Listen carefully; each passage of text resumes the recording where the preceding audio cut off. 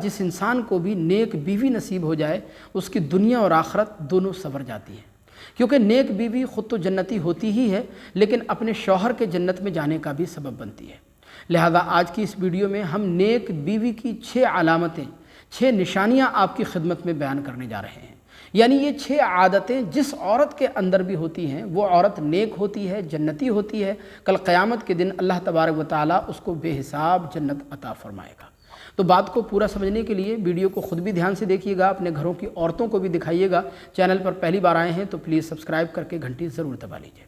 देखिए, नेक और जन्नती औरत की पहली अलामत यह है कि वो हर हाल में अपने शौहर की मददगार होती है। बल्कि याद रखें, औरत अपने शौहर के लिए अमन व सुकून का गहवारा होती है। शौहर की मददगार बीवी अल्लाह तबारक व तआला की तरफ से शौहर के लिए एक अजीम तरीन तोहफ़ा होती है। हदीस पाक में आता है, हुजूर फरमाते हैं कि दुनिया में सबसे बड़ी दौलत अगर कोई है तो वो नेक बीवी है। बीवी अपने शौहर के लिए एक कीमती अतिया और अल्लाह अज़्ज़ व जल का ऐसा नादिर व नायाब तोहफ़ा है जो शौहर की मोहब्बत और गमख्वारी के लिए दुनिया में भेजा गया है। नेक बीवी की एक पहचान ये भी है कि नेक बीवी हर हाल में अपने शौहर की खिदमत गुजार होती है और हर जायज़ मामले में अपने शौहर की मददगार होती है। हदीस पाक में आता है, मेरे प्यारे हुजूर इरशाद फरमाते हैं कि जो औरत इस हाल में इंतकाल करे कि उससे उसका शौहर राज़ी और खुश हो तो कल क़यामत के दिन उसको जन्नत में जाने से कोई नहीं रोक सकता। तो पहली अलामत यह है कि औरत अपने शौहर की मददगार हो। दूसरी अलामत यह है कि वो नमाज की पाबंदी करने वाली हो, पाबंदी के साथ नमाज पढ़ने वाली हो। देखें, आप जानते हैं कि नमाज एक खूबसूरत और बेहतरीन इबादत है, लिहाजा मियाँ बीवी दोनों को नमाज की पाबंदी करनी चाहिए। और हमारे मज़हब इस्लाम में नमाज की जो अहमियत, क़द्र व मंज़िलत बताई गई वो किसी से ढकी छुपी नहीं है।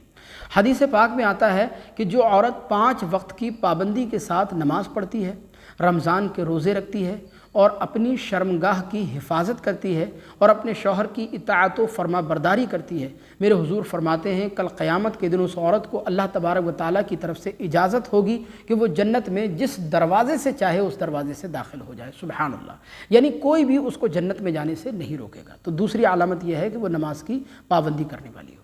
तीसरी अलामत यह है कि वो अपनी इज़्ज़त व आबरू की हिफाजत करने वाली हो।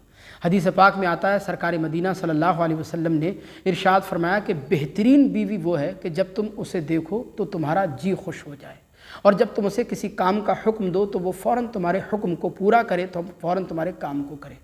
और जब तुम घर पर मौजूद ना हो तो तुम्हारी गैर मौजूदगी में तुम्हारी पीठ पीछे वो अपनी इज़्ज़त व आबरू की हिफाजत करे, अपनी शर्मगाह की हिफाजत करे और तुम्हारे माल की हिफाजत करे। वो बेहतरीन बीवी है। लिहाजा फरमाया तीसरी अलामत जन्नती और नेक बीवी की यह है कि वो अपनी इज़्ज़त व आबरू की हिफाजत करने वाली हो। और चौथी अलामत यह है कि वो हर हाल में अपने शौहर की वफ़ादार हो, हर हाल में अपने शौहर की फरमाबरदार हो। चाहे शौहर अमीर हो, गरीब हो, तंगदस्त हो, खुशहाल हो, किसी भी हालत में शौहर हो, बहरहाल औरत को हर हाल में अपने शौहर की फरमाबरदारी करनी चाहिए, अल्लाह का शुक्र अदा करते हुए अपने शौहर के साथ ज़िंदगी गुजारनी चाहिए। बल्कि हदीस पाक में आता है, हुजूर इरशाद फरमाते हैं कि अगर कोई शौहर अपनी बीवी को ये हुक्म दे कि वो पत्थर लेकर सुर्ख पहाड़ से काले पहाड़ पर और काले पहाड़ से सुर्ख पहाड़ की तरफ जाए तो हुजूर फरमाते हैं औरत पर यह लाजिम है कि वो अपने शौहर का ये हुक्म पूरा करे। हालांकि मेरे आका ने ये बात बतौर मुबालगा बयान फरमाई, बात को समझाने के लिए, शौहर की क़द्र व मंजिलत को बयान करने के लिए ये बात बतौर मुबालगा हुजूर ने बयान फरमाई। यानी यहाँ से आप समझ सकते हैं कि सुर्ख पहाड़ से काले पहाड़ की तरफ जाना, काले पहाड़ से सुर्ख पहाड़ की तरफ जाना, ये इंतहाई मुश्किल काम भी है और बेफ़ायदा भी है।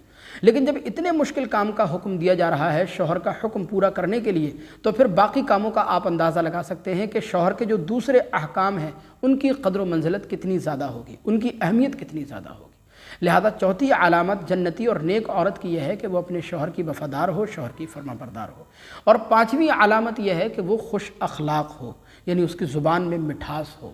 जब भी किसी से बात करे, अपने शौहर से, अपने घर वालों से, अपने अज़ीज़ व अक़ारिब रिश्तेदारों से, तो मुस्कुरा कर बात करे, खुश अखलाक़ी का मुज़ाहरा करे, किसी की दिल आज़ारी का, दिल तोड़ने का सबब ना बने, खुश अखलाक हो।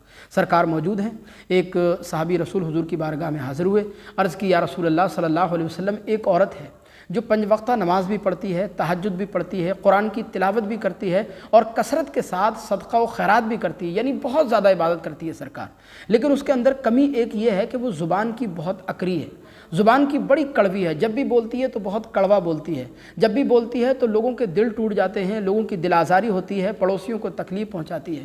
اتنے میں ایک دوسرے شخص آ گئے، انہوں نے عرض کی یا رسول اللہ ایک عورت اور ہے جو اتنی زیادہ عبادت تو نہیں کرتی، صرف 5 وقتہ نماز پڑھ لیتی ہے، تھوڑا بہت قرآن پڑھ لیتی ہے یا تھوڑا بہت صدقہ و خیرات کر دیتی ہے، باقی بہت زیادہ مستحبات نوافل بھی ادا نہیں کرتی، نماز تہجد بھی پابندی کے ساتھ نہیں پڑھتی، یا پھر پابندی کے ساتھ قرآن کی تلاوت بھی نہیں کرتی، بس 5 وقتہ نماز پڑھ لیتی ہے سرکار۔ لیکن اس میں خوبی یہ ہے کہ وہ اس کی زبان میں بڑی مٹھاس ہے، جب بھی کسی سے بولتی ہے تو مسکرا کر بولتی ہے اور خوش اخلاقی کا مظاہرہ کرتی ہے، لوگ اس سے بڑے خوش ہوتے ہیں، اس کے پڑوسی اس سے بڑے خوش ہیں، کسی کو کوئی اس سے کوئی گلہ شکوہ نہیں ہے۔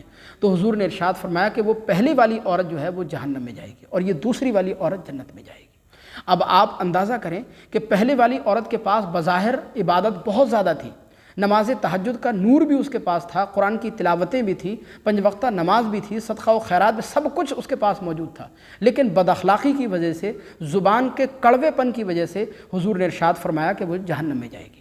اور یہ دوسری والی عورت جس کے پاس بظاہر عبادت بہت کم ہے، لیکن اس کے اندر خوبی یہ ہے کہ یہ زبان کی بڑی میٹھی ہے، خوش اخلاقی کا مظاہرہ کرتی ہے، خوش اخلاق ہے، تو میرے حضور فرماتے ہیں کہ یہ جنت میں جائے گی۔ لہذا نیک اور جنتی عورت کی 5ویں خوبی یہ ہے کہ وہ خوش اخلاق ہو۔ نیک اور جنتی عورت کی 6ٹھی علامت یہ ہے کہ وہ صبر و شکر کرنے والی ہو، قناعت والی ہو، صبر و شکر کرنے والی ہو، لعن طعن کرنے والی نہ ہو۔ اکثر عورتوں کی یہ عادت ہوتی ہے کہ وہ لعن طعن بہت زیادہ کرتی ہیں، طعنے وغیرہ بہت زیادہ مارتی ہیں۔ حضور اکرم صلی اللہ علیہ وسلم نے ایک بار عورتوں کو مخاطب کر کے ارشاد فرمایا کہ اے عورتوں، اللہ کی بارگاہ میں کثرت سے صدقہ کیا کرو، اپنے شوہروں کی فرما برداری کیا کرو، کیونکہ کل جہنم میں نے سب سے زیادہ عورتوں کو جلتے ہوئے دیکھا ہے۔ عورتوں نے اس کی وجہ پوچھی تو حضور نے اس کی 2 وجہیں بیان فرمائی۔ پہلی وجہ تو یہ ہے کہ عورتیں لعن طعن بہت زیادہ کرتی ہیں، طعنے بہت زیادہ مارتی ہیں، طعن و تشنیع کرتی ہیں، اور دوسری وجہ یہ ہے کہ وہ اپنے شوہر کی ناشکری ہوتی ہیں، شوہر کی فرما برداری نہیں کرتی، ناشکری کرتی ہیں۔ آپ نے دیکھا ہوگا بہت سی عورتوں کی یہ عادت ہوتی ہے کہ وہ آپس میں ایک دوسرے کو یا اپنے شوہر کو یا اپنی اولاد کو، اپنے گھر والوں کو ہر وقت کوستی رہتی ہیں، بد دعائیں دیتی ہیں، لعن طعن کرتی ہیں، طعن و تشنیع دیتی ہیں، طعنے وغیرہ مارتی رہتی ہیں۔